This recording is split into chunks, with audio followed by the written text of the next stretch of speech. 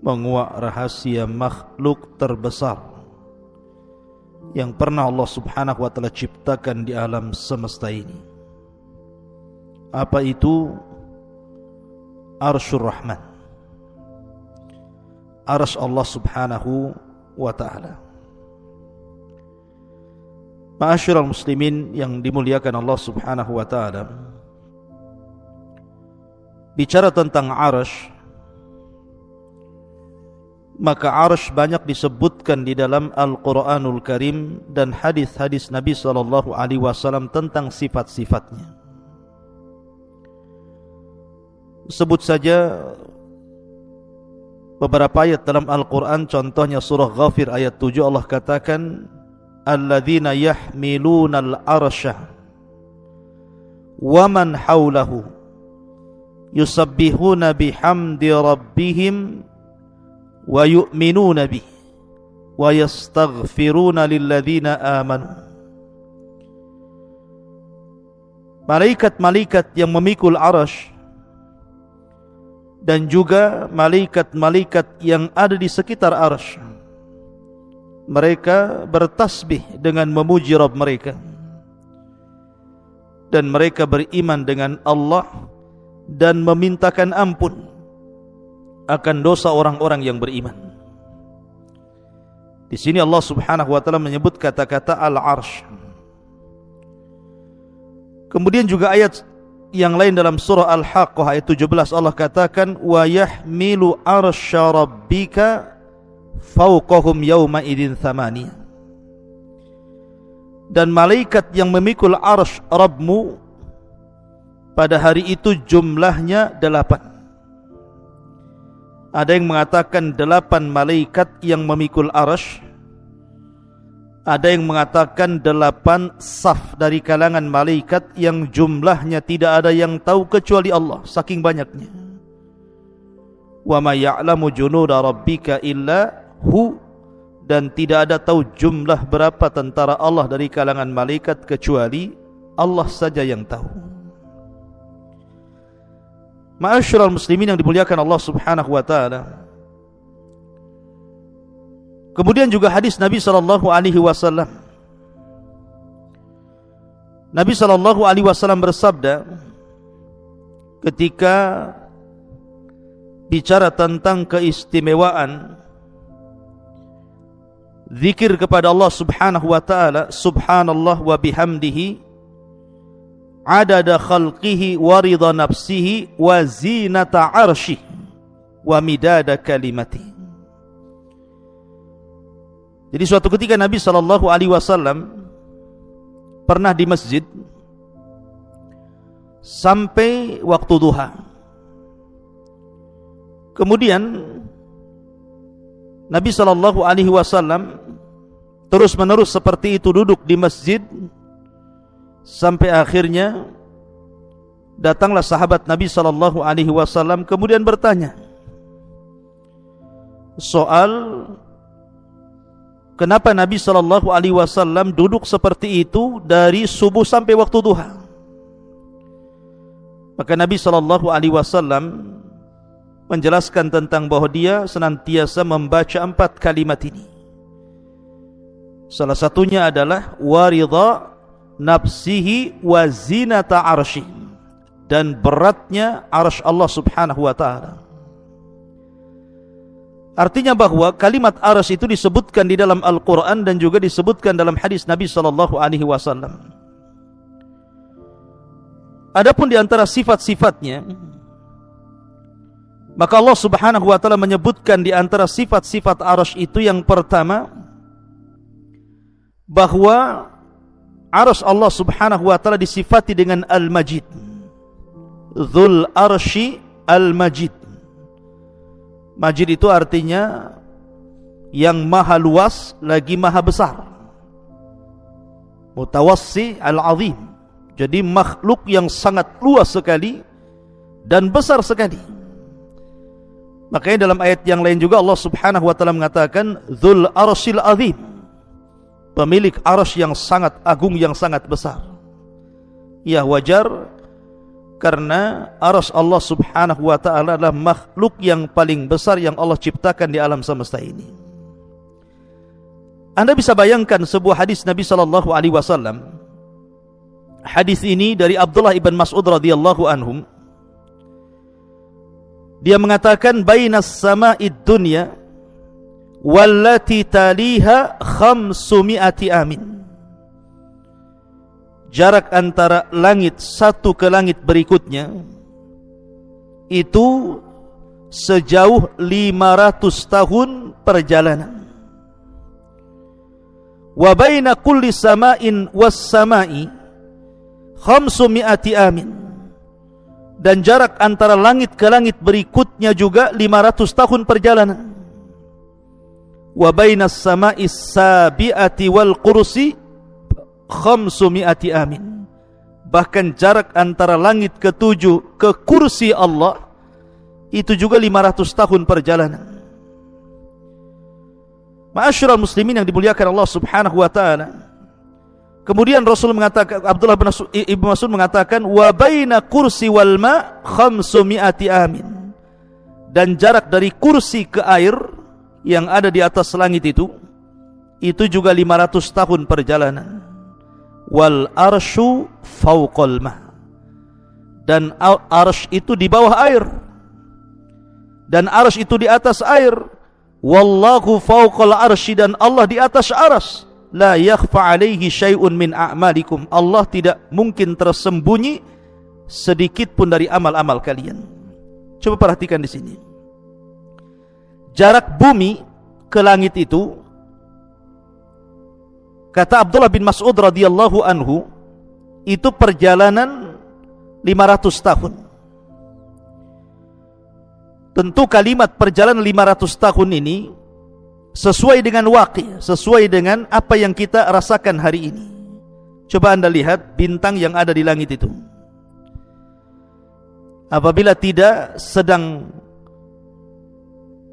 hujan ataupun awan tidak sedang hitam, tentu kita bisa lihat bintang itu.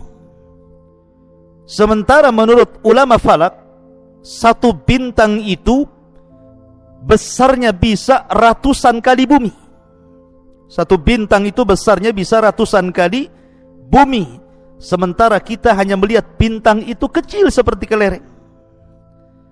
Artinya bahwa ketika Abdullah ibn Mas'ud radhiyallahu anhu mengatakan bahwa jarak antara bumi ke langit itu 500 tahun perjalanan, masuk di akal. Al-Imam Ibnu Utsaimin rahimahullahu taala ketika memberikan catatan kepada riwayat Abdullah bin Mas'ud radhiyallahu an ini, memang perkataan ini adalah mauquf. Artinya ini perkataan sahabat Rasul sallallahu alaihi wasallam Abdullah bin Mas'ud radhiyallahu an. Akan tetapi ini kan perkara gaib.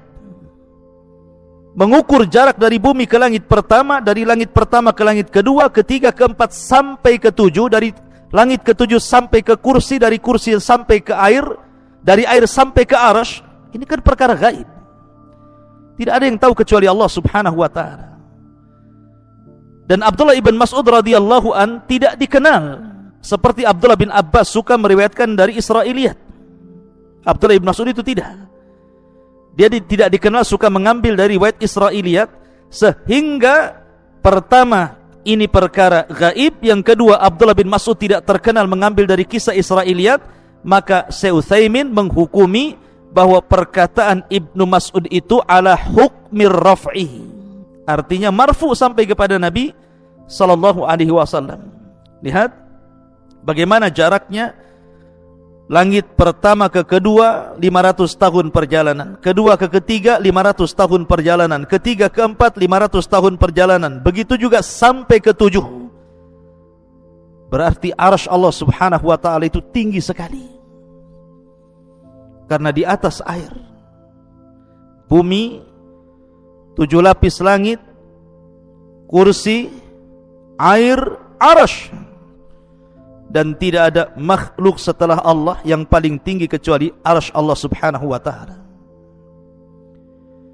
Adapun besarnya, maka Nabi sallallahu alaihi wasallam Dalam hadis Abu Dzar Al-Ghifari radhiyallahu an, dia pernah berkata, "Qultu ya Rasulullah." Aku katakan, "Ya Rasulullah, ayyuma anzala 'alaika a'zam?" Surat apa yang turun kepadamu yang paling mulia dalam Al-Qur'an ini? Maka Nabi SAW mengatakan ayatul kursi, ayat kursi. Kemudian thumma qala, dia mengatakan, "Ya Abu Dzar, mas samawatu sab'u ma'al kursi illa kahalaqati mulqatin bi ardi falatin wa fadlul arsy 'alal kursi ka fadlil falati 'alal halaqati." Ya Abu Dzar, sesungguhnya 7 lapis langit ini bila dibandingkan dengan kursi Allah, maka seperti cincin dilempar ke padang pasir. Jadi kalau seandainya kita bandingkan besarnya 7 lapis langit itu, yang satu langit saja, langit dunia terbentang dari barat ke timur, utara dan selatan, hampir tidak ada batas dan tidak ada tepinya. Lah besarnya langit pertama digabungkan dengan langit kedua, digabungkan dengan langit ketiga, keempat, kelima, keenam sampai ke-7, kemudian dibandingkan dengan besarnya kursi, maka Nabi SAW mengatakan 7 lapis langit itu ibarat cincin yang dilempar ke padang pasir, dan padang pasir itu kursinya Allah. Kemudian Nabi SAW mengatakan wa fadlul arsy 'alal kursi, adapun keutamaan arsy dibandingkan kursi, ka fadlil falati 'alal halaqah, seperti keutamaan al-falat di atas cincin halaqah tadi. Artinya bahwa kalau seandainya kursi Allah Subhanahu wa ta'ala digabungkan dengan 7 lapis langit, kemudian dibandingkan dengan arsy Allah Subhanahu wa ta'ala, maka seperti cincin dilempar ke padang pasir, cincinnya itu kursinya dan 7 lapis langit, adapun padang pasir itu arsy Allah Subhanahu wa ta'ala. Anda bisa bayangkan besarnya arsy Allah Subhanahu wa ta'ala dan tingginya arsy Allah Subhanahu wa ta'ala. Dan itu satu makhluk. Bagaimana dengan yang menciptakannya? Allahu Akbar, Allah lebih besar dibandingkan seluruh makhluknya. Ma'asyiral muslimin yang dimuliakan Allah Subhanahu wa ta'ala, bahkan ketika Allah Subhanahu wa ta'ala dan Rasulnya menceritakan tentang malaikat-malaikat yang memikul arsy, dan itu sudah saya sebutkan di awal, di mana Allah Subhanahu wa ta'ala berfirman tentang masalah para malaikat pemikul arsy ini, wa yahmiluna arsya rabbika fawqahum yauma idzin thamaniyah. Dan malaikat yang memikul arsy Rabbmu pada hari itu di atas, wa yahmiluna arsya rabbika, dan malaikat yang memikul arsy Rabbnya jumlahnya thamaniyah. Saya katakan di awal bahwa kalimat thamaniyah, kalimat 8 ini, ada yang mengartikan maksud 8 di sini artinya 8 malaikat. Tapi ada juga yang mengatakan yang dimaksud 8 di sini adalah 8 saf. Jadi malaikat itu bersaf-saf ketika memikul arsy Allah Subhanahu wa ta'ala, sehingga jumlahnya 8 saf. Dan satu saf itu tidak diketahui berapa jumlah malaikat yang memikul arsy Allah Subhanahu wa ta'ala. Nabi SAW pernah bersabda dalam hadis Jabir bin Abdullah radhiyallahu an, "Adzina li an uhadditsa an malakin min malaikatillah min hamalatil arsy." Telah diizinkan kepadaku oleh Allah Subhanahu wa ta'ala agar aku menceritakan tentang satu malaikat dari sekian malaikat-malaikat Allah, dari malaikat-malaikat pemikul arsy. Perhatikan di sini, Nabi SAW ingin menceritakan berapa besarnya malaikat dari sekian para malaikat yang memikul arsy Allah Subhanahu wa ta'ala.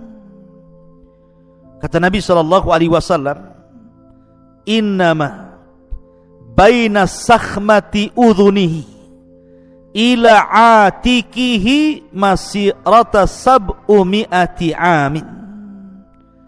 Jarak antara daun telinga malaikat pembawa arsy ini sampai ke pundaknya itu sama dengan 700 tahun perjalanan. Dari daun telinga sampai bahunya di sini. Panjangnya lehernya malaikat pemikul arsy itu sejauh 700 tahun perjalanan. Subhanallah, ini baru mensifati lehernya saja. Kemudian dijelaskan juga, ini baru menjelaskan lehernya. Kata Nabi SAW, dan tingginya malaikat ini, malaikat pemikul arsy ini, kakinya, rijlahu, qad maraqat rijlahul arda sabi'ata wal arsyu ala mankibihi wa huwa yaqul subhanak aina kuntu wa aina takun. Di mana kedua kaki malaikat pemikul arsy ini nembus sampai ke lapisan langit yang paling dasar. Bayangkan, kedua kaki malaikat pemikul arsy ini menembus sampai ke dasar yang paling dalam dari lapisan-lapisan bumi. Kemudian badannya menjulang menembus lapisan-lapisan 7 langit yang ada di langit, sampai melintasi kursi, sampai melintasi air, sampai kemudian pundaknya baru memikul arsy Allah Subhanahu wa taala. Seraya berkata, subhanak aina kunt wa aina takun. Lihat bagaimana besarnya malaikat pemikul arsy ini. Satu malaikat saja, lehernya dari telinga sampai ke bahu, perjalanan 700 tahun perjalanan. Kemudian kakinya menembus lapisan bumi yang paling dasar dari 7 lapis bumi. Kemudian badannya menjulang sampai menembus 7 lapis langit, sampai menembus kursi, sampai menembus air. Kemudian bahunya memikul arsy Allah Subhanahu wa taala. Itu satu malaikat. Kalau yang mentafsirkan bahwa yang dimaksud dalam Al-Quran, wa yahmilu arsya rabbika fawqahum yawma idzin thamaniya, dan yang memikul arsy Rabbmu fawqahum yawma idzin thamaniya, di atas mereka pada hari itu thamaniya, 8 sab-sab malaikat yang tidak ada yang tahu jumlah mereka kecuali Allah. Berarti jumlah malaikat yang sebesar itu ramai sekali, tidak tahu jumlahnya kecuali Allah. Semua bahu mereka memikul arsy Allah Subhanahu wa taala. Betapa besarnya arsy Allah Subhanahu wa taala dipikul oleh malaikat yang tidak tahu jumlahnya, sementara badan mereka sudah saya sifati sebagaimana sabda Nabi SAW, seperti itu besarnya para pemikul arsy Allah Subhanahu wa taala. Dan kalau yang dimaksud thamaniyah 8 pemikul arsy, 8 malaikat pemikul arsy, maka 8 malaikat pemikul arsy sebesar yang tadi sifatkan Nabi SAW. Subhanallah, la haula wala quwata illa billah. Allahu akbar. Ma'asyiral muslimin yang dimuliakan Allah Subhanahu wa taala. Dan arsy Allah Subhanahu wa taala itu memiliki tiang-tiang. Makanya dalam sebuah hadis Nabi SAW mengatakan, yus'akun nas yaumal qiyamah fa akunu awal man yafiq fa idza bi Musa akhadha bi qaimati min qawami'il arsy. Pada hari kiamat manusia akan dipingsankan, maka aku orang yang pertama kali siuman, maka aku melihat Musa sedang memegang satu di antara tiang-tiang arsy Allah Subhanahu wa taala. Artinya arsy itu punya tiang. Kemudian juga arsy adalah atapnya sorga. Jadi sorga itu di bawah arsy, dan arsy itu adalah atapnya sorga Firdausil A'la. Sebagaimana sabda Nabi SAW, idza sa'altumullaha fas'alul Firdausil A'la fa innahu a'lal jannah wa fawqahu arsyur rahman. Apabila kalian hendak meminta sorga, mintalah sorga Firdaus, sorga yang paling tinggi. Karena atapnya sorga ini adalah arsy Allah subhanahu wa ta'ala. Dan setiap hari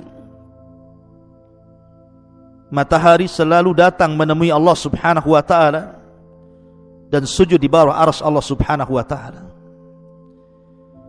Dalam sebuah hadis yang dikeluarkan Bukhari dan Muslim, ketika para sahabat melihat dan juga Nabi SAW, matahari hendak tenggelam. Matahari itu hampir tenggelam ke arah barat.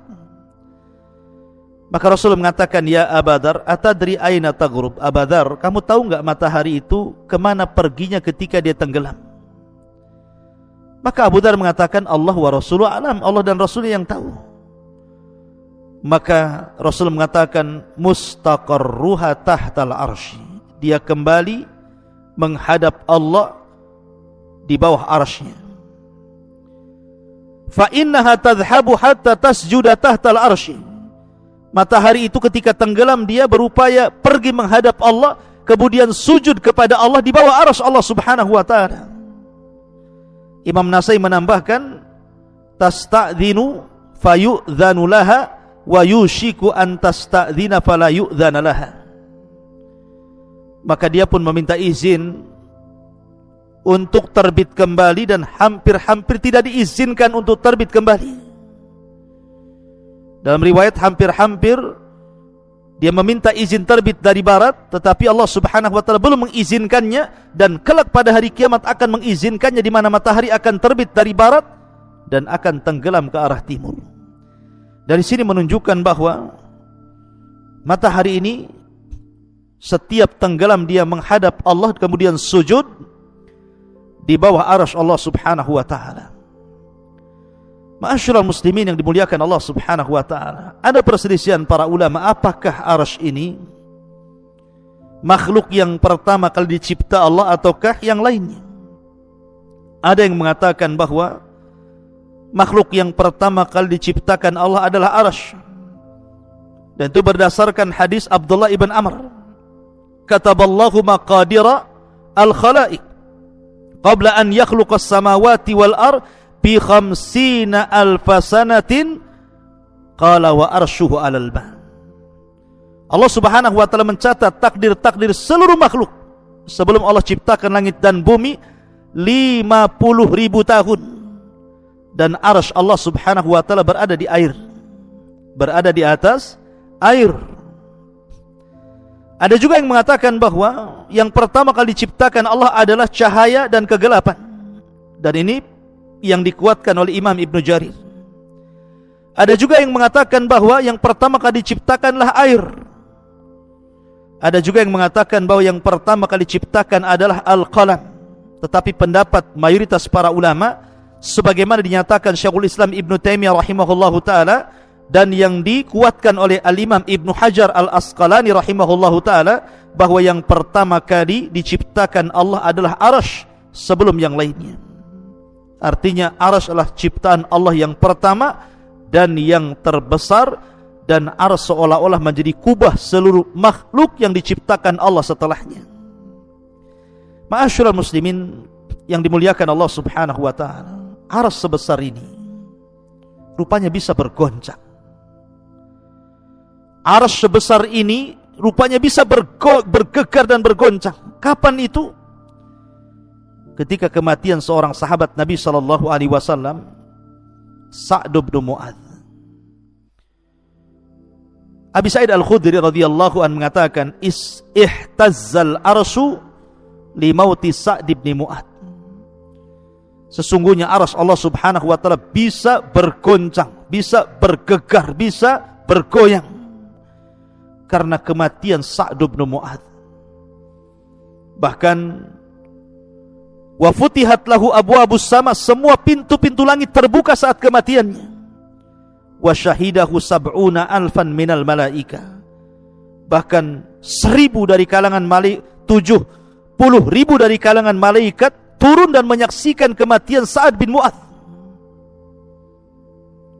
Walam yanzilu ilal ardi qabla dhalik, dan malaikat-malaikat tidak pernah turun sebelumnya kecuali karena kematian Sa'd ibn Mu'adz radhiyallahu anhu. Ma'asyiral muslimin yang dimuliakan Allah Subhanahu wa taala. Inilah di antara keterangan tentang masalah arsy Allah Subhanahu wa taala. Lalu apa itu arsy? Arsy itu apa sebenarnya? Ma'asyiral muslimin yang dimuliakan Allah Subhanahu wa taala. Kalau kita mengacu ke bahasa Arab, arsy itu memiliki beberapa makna. Yang pertama, arsy itu artinya singgasana raja. Arsy itu artinya adalah singgasana raja. Sarir, as-sarir lil malik, singgasana bagi seorang raja. Dan itu sebagaimana isyarat firman Allah Azza wa Jalla, walaha arsyun azim. Ketika Hudhud melihat istana Ratu Balqis, maka Hudhud mengatakan di hadapan Sulaiman, walaha arsyun azim. Dan wanita itu, ratu itu memiliki singgasana yang sangat besar. Artinya bahwa secara bahasa arsy itu as-sariru lil malik. Ada juga yang mengatakan secara bahasa bahwa arsy itu syaqful bait, atap rumah itu disebut arsy. Makanya ketika Nabi SAW menyebutkan tentang ruhnya syuhada, kal qanadil al mu'allaqa bil arsy, seperti ruh yang diletakkan di kendil-kendil kemudian digantung di atap-atap arsy. Ada juga yang mengatakan yang dimaksud arsy secara bahasa itu artinya tiang dari sesuatu. Tiang dari sesuatu. Kemudian juga ada yang mengatakan bahwa arsy juga ada yang mengatakan bagian dari punggung kaki. Bagian daripada punggung kaki, wallahu alam. Tetapi Al-Imam Ibnu Katsir rahimahullahu taala ketika menjelaskan tentang makna arsy Allah Subhanahu wa taala, ketika mereka mengatakan apakah kursi adalah arsy, kemudian ulama menjawab bahwa kursi sendiri arsy sendiri. Adapun kursi adalah maudhi'u qadamar rahman, tempat berpijaknya kedua kaki Allah Subhanahu wa taala. Ini menurut pendapat yang paling sahih, dan arsy itu jauh lebih besar dibandingkan itu. Dan arsy adalah singgasana Allah Subhanahu wa taala yang memiliki tiang-tiang yang besar sekali, kemudian juga memiliki lebar yang luar biasa, memiliki besar yang sangat besar, dan dipikul oleh 8 malaikat atau 8 saf para malaikat. Dan arsy Allah Subhanahu wa taala makhluk yang pertama kali diciptakan Allah Subhanahu wa taala. Itu menurut Al-Imam Ibnu Katsir rahimahullahu taala dalam kitabnya Al-Bidayah wan Nihayah. Wallahu a'lam bissawab. Mungkin ini yang bisa sampaikan, mudah-mudahan ada manfaatnya. Subhanakallah bihamdika asyhadu an la ilaha illa anta astaghfiruka wa atubu ilaik. Allahu ta'ala a'lam. Assalamualaikum warahmatullahi wabarakatuh.